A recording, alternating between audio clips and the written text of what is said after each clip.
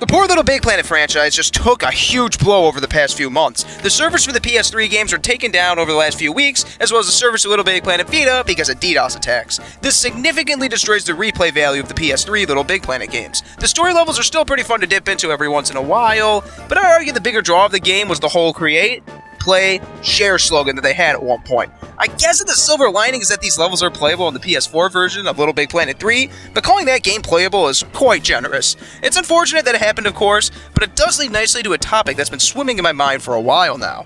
Should video games rely too heavily on online features? The big problem with this is the fact that once the servers are down, the game gets crippled severely. Think of literally every single Call of Duty since Modern Warfare. The big selling point of these games is the fact that one can hop online and play with others.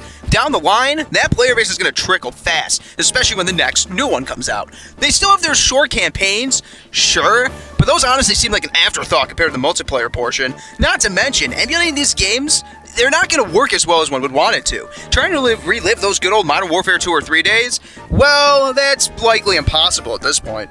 I remember really liking Super Mario 35 when it was released. However, the game was only online for 6 months. The game was available from October 1st, 2020 to April 1st, 2021. The game was basically Nintendo's take on the Battle Royale craze, combined with the classic gameplay of Super Mario. It was really fun when it lasted, but now it's dead. There really isn't anything outside of the multiplayer, meaning that one still has this game installed on their Switch. It's basically just taking up room at this point. Or how about the original Super Mario Maker? One can still make levels, but without being able to play them online, because those servers are down too, the game loses so much use in my opinion. Another example that comes to mind is Animal Crossing New Horizons. The game launched in honestly a pretty barren state. Like, terraforming was cool and all, but it seemed like they just held back features from New Leaf. This became apparent with holidays, as Nintendo said they're going to patch them in as they went along. Of course this is cool at the moment. Each year's Christmas, for example, can be different as long as Nintendo is working on it. A decade from now though, what if I get nostalgic over Animal Crossing New Horizons and want to check out my island on a holiday? Well, that holiday won't be celebrated in the game. I still occasionally do this with the original Animal Crossing on the GameCube. It's neat to check in on these holidays like Halloween and Christmas almost 2 full decades later and see that it works like it's supposed to. I think that it's super neat that my Nintendo 64 works 25 years later. My old cartridges of Banjo-Kazooie, Super Mario 64, Kirby 64, and Mario Party, etc., all still work what they did when they launched 25 years ago. No features suddenly don't work anymore. The whole game is still crammed to that cartridge. One can find plenty of ROMs online of these games too, and they can be emulated to their full capacity. But I also have to realize that not everyone is like me. There are a relatively small number of people who replay games multiple times over the years. Most people won't hold on to their, say, PlayStation 1 Digimon World copy for 20 plus years. It unfortunately seems like this complete reliance on online is just going to continue from here. I think games like the Uncharted ones did it well. There's a meaty campaign that one can play, with the multiplayer still being somewhat fun, but it's not the focus. I personally don't like it when the online multiplayer is the focus. Of course though, the argument against this is that games aren't supposed to live forever.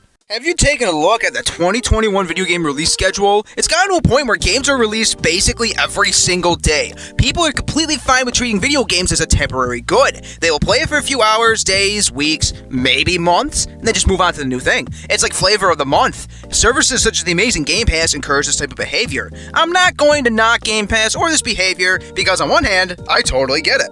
That's not to mention streaming services and digital download-only games too. Like, finally being able to play Nintendo 64 games on the Switch is pretty neat. But in a few years, when Nintendo decides to take down that service, those games, they go along with it. They won't be tied to our accounts or anything, they'll just be gone and never be able to play them again on that device. Like Banjo-Kazooie, that's cool on Switch, but that's only going to exist for a few years officially. I remember seeing the Simpsons arcade game on PS3 a while back. Once I finally got a job and had enough funds to pay for it, it was delisted. This was a huge shame because I really wanted to own it, damn it. But it could very well be argued that releasing a physical game is just too expensive for some companies, especially ones that develop indie games. That's why when one game like Hollow Knight gets a physical release, I try to scoop that up. The Amazing Psychonauts 2 that came out a few months ago only has physical copies for Fig backers. I still bought it on Steam because that game deserves to be bought at full 60, 100%. At least Steam as a platform will be around for a very long time. I also commend Xbox for having most of its backer compatibility titles on the Microsoft Store. For whatever reason, not all titles are there, but if one gets nostalgic over a game like Banjo-Kazooie or Skate 3, they can just go download it and play it. At least with those most previous examples, emulation can help preserve these games with most, if not all, their features down the road. I'm just curious about other people's opinions. Should video games be treated like a permanent object that can be held onto and played forever? Should the devs just focus on what's hot or convenient at the moment? There's a great quote that just destroys my argument, and that quote is nothing lasts forever. Besides, one could even argue that physical copies of games will eventually break down into nothingness. Maybe I'm just thinking way too much about this.